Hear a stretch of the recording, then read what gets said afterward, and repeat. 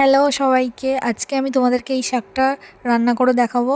এটা হচ্ছে কলমি শাক। কলমি শাক চিংড়ি মাছ দিয়ে আমি কিভাবে রান্না করি সেই রেসিপিটাই তোমাদের সাথে শেয়ার করব। ফার্স্টে শাকগুলো আমি একদম জিরি করে, মানে একদম সরু কুচি কুচি করে কেটে নেবো আর কি। কেটে সেটাকে ভালোভাবে ধুয়ে নেব।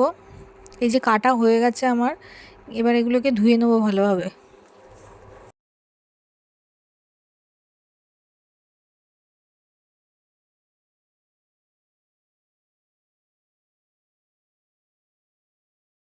শাকটা রান্না করতে লাগবে মেন হচ্ছে চিংড়ি মাছ। এখানে পেঁয়াজ কুচি আর কাঁচা লঙ্কা নিয়ে নিয়েছি, আর কিছুই লাগবে না। তো ফার্স্টে আমি চিংড়ি মাছটাকে নুন হলুদ দিয়ে এইভাবে জাল দিয়ে নেব। ভালোভাবে জাল দেওয়া হয়ে গেলে সেটাকে আমি ভেজে নেব।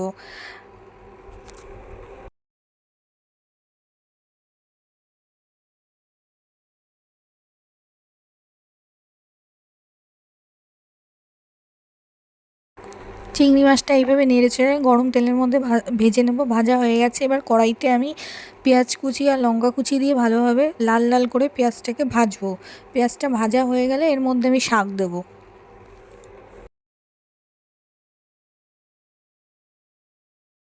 শাকটা দেওয়া হয়ে গেলে এইভাবে ভালোভাবে নেড়েচেড়ে এটাকে অনেকক্ষণ ধরে ভাজতে হবে। আর এটাকে চাপা দিয়ে দিয়ে ভাজতে হবে যাতে শাকটা আরও নেতিয়ে আসে, সেদ্ধ হয়ে যায় ভালোভাবে।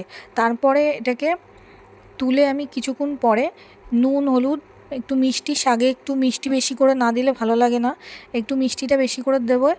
আর হচ্ছে নুন হলুদ দেবো, দিয়ে লাস্টে চিংড়ি মাছটা দেবো, দিয়ে এইভাবে নেড়ে ছেড়ে কিছুক্ষণ আরও ভাজা করব। এইভাবে ভাজা হয়ে গেলে নামিয়ে নেব। এটা শাকটা আমার রেডি হয়ে গেছে। তো রেসিপিটা তোমাদের যদি ভালো লাগে একটা লাইক করবে, কমেন্ট করবে আর শেয়ার করে দেবে, আর আমাকে একটা ফলো করে দেবে।